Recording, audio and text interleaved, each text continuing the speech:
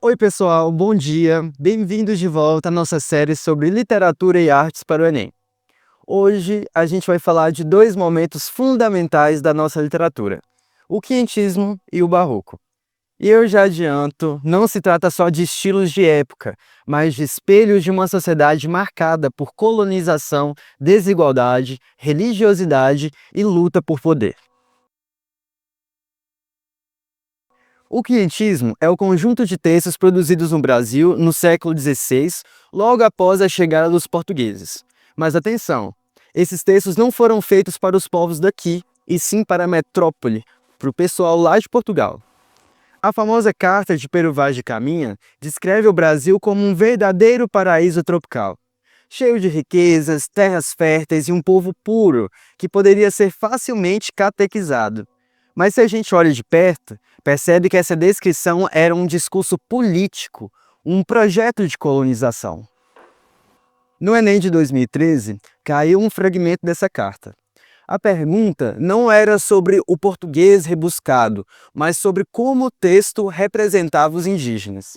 A resposta certa da questão mostrava que Caminha traduziu o olhar europeu sobre os povos originários, que seria aquele deslumbramento e exotismo e não uma compreensão verdadeira. Além da literatura de informação, havia a literatura de catequese, feita por jesuítas como o Padre José de Anchieta. Eram textos didáticos, peças de teatro e sermões para converter indígenas, ou seja, um instrumento de apagamento cultural. Quando o Enem cobra o quinhentismo, ele quer que você perceba que a escrita servia ao projeto colonial e religioso. O olhar não era dos povos originários, mas de quem chegou para dominar. Agora, vamos para o século XVII com o Barroco. O contexto é outro. Crise política e econômica em Portugal, forte influência da Igreja Católica com cartas contra a reforma, mas também avanço do pensamento científico. Esse conflito aparece muito na literatura barroca. Padre Antônio Vieira foi um dos maiores oradores da língua portuguesa.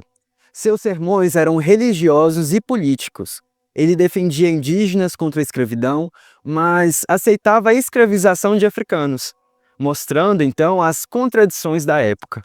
Gregório de Matos, o Boca do Inferno, denunciava a corrupção, a hipocrisia da igreja e os privilégios da elite. Ao mesmo tempo, escrevia poemas religiosos, cheios de angústia existencial. Já em outra questão, da UFRN, Gregório aparecia como poeta múltiplo, religioso, satírico, lírico e amoroso. A cara há de se convir do barroco brasileiro. No quinhentismo, a literatura era instrumento de colonização. No barroco, a literatura refletia a crise de valores de uma sociedade desigual, marcada pela igreja e pela escravidão. Agora vamos então a algumas diquinhas práticas para vocês poderem fixar bem o conteúdo. Se o texto é descritivo e parece um relatório, é um quinhentismo. Se traz sermão com metáforas ou poesia crítica e religiosa, é um texto barroco. Se o texto explora contradições e exageros, é com certeza um texto barroco. O mais importante é perceber como esses textos revelam a cara da sociedade colonial, um país visto como mercadoria desde o início, uma igreja que controlava discursos e uma literatura que oscilava entre denunciar e legitimar essa ordem. No próximo vídeo, a gente vai para o arcaísmo e o neoclassicismo, um momento em que a literatura buscou simplicidade, equilíbrio e a influência do iluminismo. Até já!